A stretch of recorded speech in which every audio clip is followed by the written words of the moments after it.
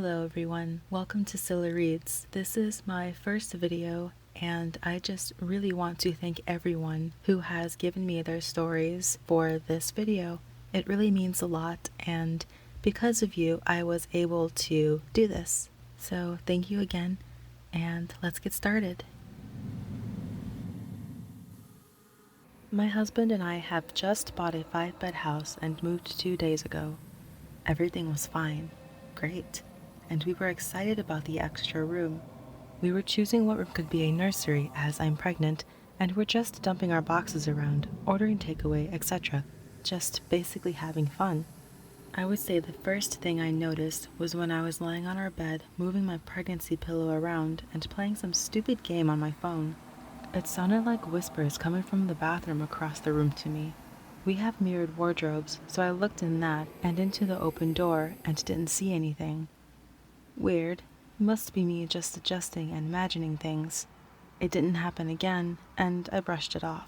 Takeaway came. We were nestled down on the sofa with the other boxes ready to do for tomorrow when I, being the fatty, went to go get another plate. I got up, walked into the kitchen, and I swear I saw something by the sink standing, facing the window and looking outside. It looked very tall and just black. I turned on the light and nothing was there. Okay, I'm officially crazy right now. I had a dream that night of a little girl wanting me to chase her to play throughout the house. I was thinking this could be our future child, as we don't know what we are having yet. She looked very cute. Dark brown pigtails and a small little pink dress. I also thought this could be our child as it had the same color hair as we do and my husband's green eyes. She stopped outside the nursery room and ran in with a giggle. I opened the door and couldn't find her anywhere. In my dream, something big, black, and I remember it had claws too. Well, it jumped out at me with a screech and I woke up. I woke up feeling like I needed to throw up. In the morning, I told my husband the dream and laughed it off like, oh my god, look how crazy this pregnancy is making me, in a sort of way. He told me he had a dream of a little girl too. He described her every detail, right down to her frilly socks and shoes she was wearing. He said, in his dream, he was using the family bathroom as I was in ours. He walked to come ask me if I needed anything, and he saw her standing in the nursery room just glaring at him. He said he went to ask her who she was, why she is in our house, and where her parents were, and she disappeared. He then followed it with another dream. His mom died 2 years ago and was in this dream. She was telling him to be careful and that this girl isn't a girl at all, rather something pretending to be, and that we should be careful. From 3 years old to 10 years old, my family lived in a tiny second-floor walk-up apartment. It was long and narrow, and my family had to walk through my bedroom to get to the bathroom, so it was pretty cramped to say the least. When I turned 8, my parents decided to offer me a bit of privacy, asking me if I wanted to move into a separate room that had its own entrance exit from the entry stairwell. It was very small, like a closet. But because it was private and away from my parents and baby brothers, I was eager to move in there. From the very first night I moved my bed in there, I saw a dark, shadowy presence fading in and out of the wall. I thought I was going crazy. I never told another soul about it. I saw it nearly every night for 2 years. He was tall and thin and a living shadow. That's all I can do to describe him. I remember that my mother would sometimes come into that room to check on me, and I would be soaked through my pajamas in my own sweat from hiding under the blankets. I was petrified of that room. It was like being in hell, but I had no options left. Because my baby brothers slept in my old room, I was sleep-deprived and unhealthy. It has been nearly 40 years since we moved out of that horrible apartment. We moved many miles away, and I have never been back there since. Last year, pre-COVID, I decided to make the long trek to my old neighborhood. I was walking around, and I ran into a familiar-looking elderly woman who was sweeping the sidewalk outside the building next door to my old apartment. I approached her and introduced myself. Shockingly, she remembered my parents and even remembered me from when I was a young kid. Anyway, she told me that our old apartment had a terrible tragedy in it. About 20 years ago, a young man in his early 20s killed himself while his parents were away on vacation. The neighbors eventually smelled a terrible odor and called the police. They found his dead body in my old bedroom. This happened to me 7 years ago and is one of my many paranormal encounters, but I remember it very well. I was spending the night by my boyfriend at the time's apartment. I had spent many nights there already and have seen shadows moving during the day into his roommate's bedroom. Here is a layout description, as I think it's important for visuals. The front door led to the living room, where there were 3 huge windows. They let in a great deal of light into the apartment during the day and also at night because of the street lamps. The living room led to the dining room, which they were just open spaces, so you could see the entirety of one room and the windows if you were standing in the other. In the dining room were 2 bedrooms. My boyfriend at the time took the room next to a short hallway into the kitchen. In that hallway was the bathroom, and in the kitchen, the other bedroom. Okay, so my boyfriend at the time liked to sleep with Christmas lights on in his room. I woke up with this extremely painful urge to use the bathroom, but for the first time I felt afraid to leave the room. I stared at the door for quite some time, contemplating if I should hold it until the sun came up. I stared at all the CDs and pics he had acquired at various concerts when I just couldn't take the pain anymore. So I figured that, since the bathroom was literally 5 steps away, I'd be fine if I left the door ajar. I walked out of the bedroom, but I guess I didn't leave the door ajar like I told myself to, because when I walked back reluctantly from the bathroom, the bedroom door was closed. I knew I shouldn't have turned off the bathroom light right before I opened the bedroom door. Was something I remember yelling in my head. I put my hand on the knob and turned it, but it did not budge. It was like something on the other side was holding the knob in place, or it was locked. I started to panic as I felt something full of animosity build up behind me. I was so afraid that I couldn't move. I kept my eyes down on the knob, still trying to open the door. Then I noticed that the street lamp lights were fading away. I couldn't see the knob anymore. My heart was pounding in my throat at this point, as I was consumed by total darkness. I started to really panic when this thing was getting close to me. I felt it about to touch my shoulder. It was so close that if it was breathing, I would feel the breath on my neck. Out of nowhere, my hand shoots to the wall and flicks the switch for the light. The light turned on and I whirled around to look behind me. Nothing was there. Nothing but the fear I still had. I turned to the knob as I stared out into the dining room, and what do you know? It turned and the door finally opened. I left that light on, and I didn't turn it off in fear I'd see a silhouette of something in front of me. The next day, I came to a realization that light switch had never worked before. The guys had to pull the chain on the light fixture to turn it off and on, but that switch worked from then on out. I never told them what happened to me. For some quick background, my uncle inherited a big old house after his father, and by old, I mean 17th or 18th century house. He lives in an area where I can only imagine flats and new houses are extremely expensive, so instead of buying something new, he and his family adapted part of the house to modern living, installed some form of central heating, renovated it, etc. Most of the house, however, was closed off and never used. They never needed this much space. It would cost so much money to take care of that. It just wasn't worth it. My cousin, my uncle's daughter, is just 1 year younger than me, so although they lived quite far away from us, we used to visit them each holiday, just so we could spend time together. And when we were about 12 or 13 years old, enough to not cause much trouble, me and my cousin decided it was about time to explore the house a bit. It was around that time we became fascinated with horror movies and true ghost stories, so old house, with unknown history, surrounded by even more abandoned buildings, was a perfect place to play in. It was around that time we started noticing weird things happening around the house. One time, we saw her dog standing just behind a faraway gate.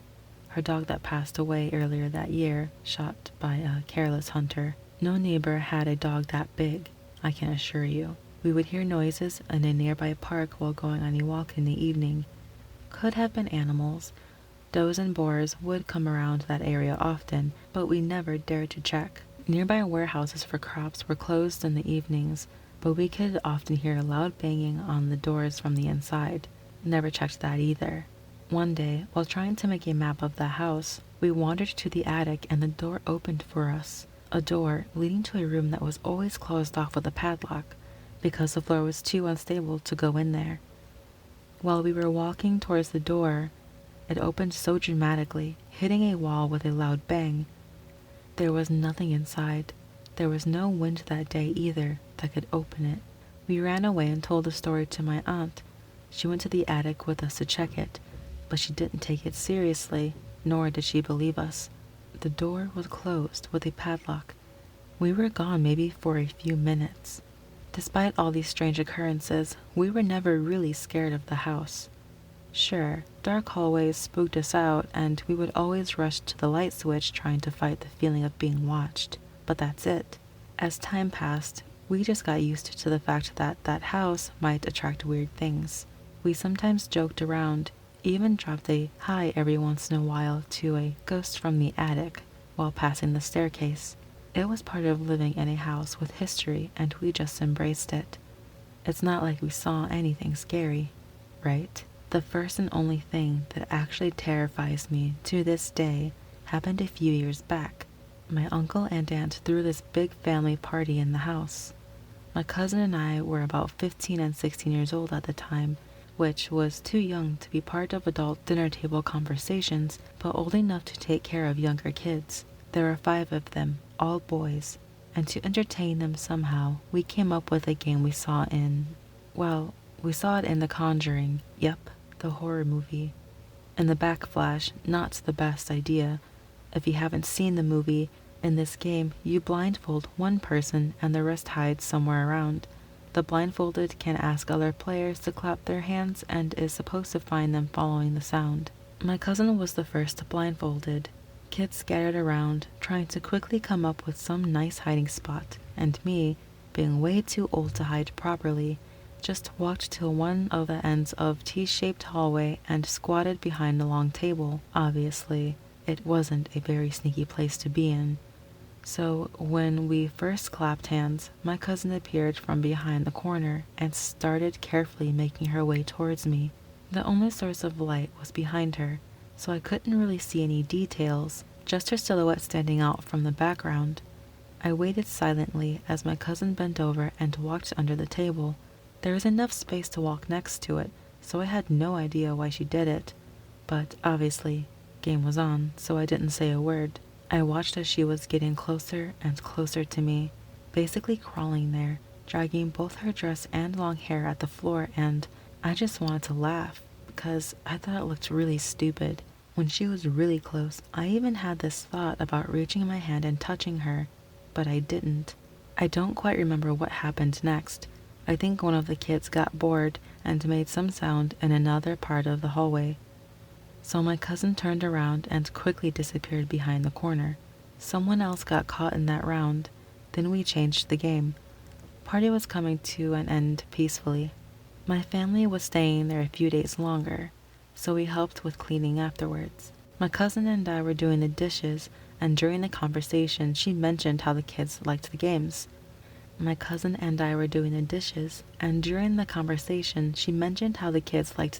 Etc. So obviously, I brought up the situation from the beginning. Without thinking much, I said something like, "You looked so stupid crawling under that table, you know?" Or, "Why did you walk under the table?"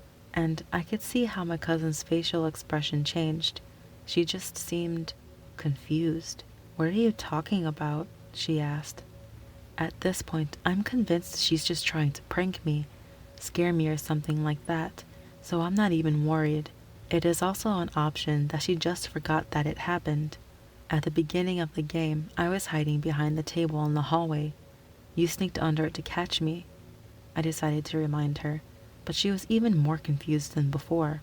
"I never walked under any table," she replied. She sounded so genuine. I could even hear the nervousness in her voice, but I still wanted to accuse her of pulling a prank on me. But then I noticed something. My cousin had her hair tied up the whole day. They were long, yes, but in the hairstyle she kept, there was no way, absolutely no way, that she would drag them on the floor. It wasn't her under that table, and there was no other long-haired girl in that house. I don't know who it was or what it was. All I know is that I'm so thankful that I didn't try to touch her. After I got out of high school, I decided to get out of my hometown and try to figure out what I wanted to do with my life before committing to school. I moved to Peoria with a friend of my girlfriend at the time, and we got a cheap 2-bedroom apartment on the bluffs across the river from the city. It was my first real sense of responsibility, and it was great. I had always had an interest in the paranormal, and so did my roommate. We would often talk about maybe acquiring a Ouija board or holding a seance, and aside from one time when we crafted a handmade spirit board out of a large piece of paper and a shot glass, we never really put any effort into doing so. Mostly, we would joke around about it and randomly announce to the empty room that if there are any spirits present, please make yourself known. This may have been a mistake in retrospect. My roommate's girlfriend lived about an hour away, so oftentimes when he would go visit her, I would have the place to myself for the day or weekend. One of these times, when I was alone in the apartment, I was taking a shower before going out to a local show. At the time, I was very into the scene emo aesthetic of the mid-2000s, and so I would straighten my hair before going out. I usually did so sitting on my bedroom floor in front of a mirror that hung on the back of my closet door. Because my hair was still a little wet, the straightener would sometimes steam up the mirror in front of me. Not enough that I couldn't see, but a noticeable amount. I stepped away from the mirror for a moment to retrieve something from the bathroom, and when I came back, I was startled to notice that the steam had been wiped from the mirror. It hadn't just evaporated. There were white marks that looked like they were done by a hand, because the edges of the mirror still had a frame of condensation around it and had the outline of the side of a hand. I was sure I didn't wipe the mirror. I was spooked, so I just stopped and hung out on my balcony until it was time to go to the show. I told my roommate about it when he got home the next morning, and he more or less shrugged it off, so I just let it go. Nothing happened for a while until another time my roommate was out of the house for the day about a month or so later. We had 2 cats that we adopted named Steve and Nancy.